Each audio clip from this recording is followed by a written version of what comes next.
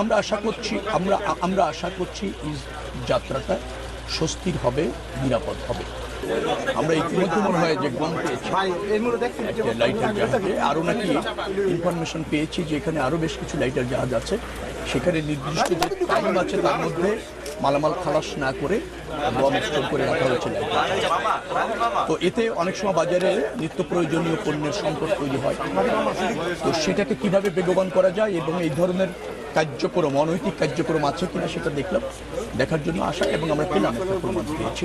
আমরা জানতে চেয়েছি যে চাইবো আর কি তাদের কাছে যে তারা সঠিক জবাব এ পর্যন্ত মনে আমরা পাইনি। ব্যত্যয় ঘটেছে, যে বিধি আছে বা যে আইন আছে তার ব্যত্যয় ঘটেছে, তার জন্য আইনি ব্যবস্থা নেওয়ার জন্য নির্দেশ দেওয়া হয়েছে।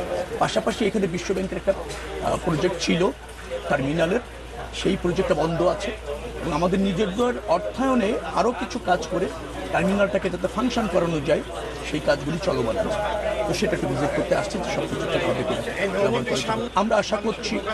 আমরা আশা করছি এই যাত্রাটা স্বস্তির হবে, নিরাপদ হবে।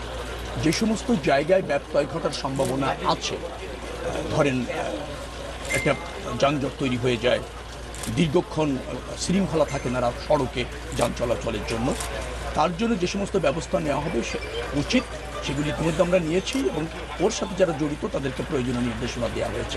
আমি আপনাকে নিশ্চিত করতে চাই যে সব কিছু আশা করছি এবার ঠিক থাকবে।